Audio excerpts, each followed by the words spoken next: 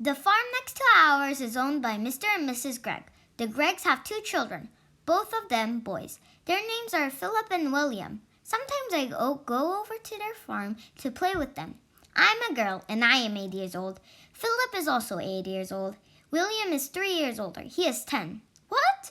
Oh, all right then. He is 11. Last week, something very funny happened to the Gregg family. I'm going to tell you about it as best as I can. Now, the one thing that Mr. Gregg and his 2 boys loved to do more than anything else was to go hunting. Every Saturday morning, they would take their guns and go off into the woods to look for animals and birds to shoot. Even Philip, who was only 8 years old, had a gun of his own. I can't stand hunting. I can't just stand it. It doesn't seem right to me that men and boys should kill animals just for the fun they get out of it. So I used to try to stop Philip and William from doing it. Every time I went over to their farm, I would do my best to talk them out of it, but they only laughed at me. I even said something about it once to Mr. Gregg, but he just walked on past me as if I weren't there.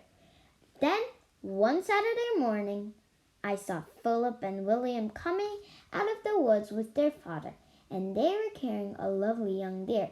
This made me so cross.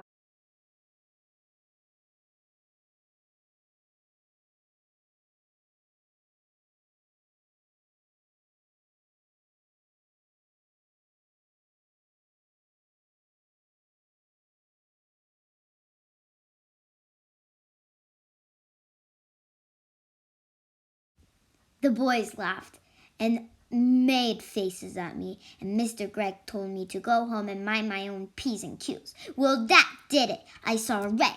And before I was able to spot myself, I did something I never meant to do. I put the magic finger on them all. Oh dear. I even put it on Mrs. Gregg, who wasn't there. I put it on the whole Gregg family. For months, I'd been telling myself that I would never put the magic finger upon anyone again. Not after what happened to my teacher, old Mrs. Winter. Poor old Mrs. Winter.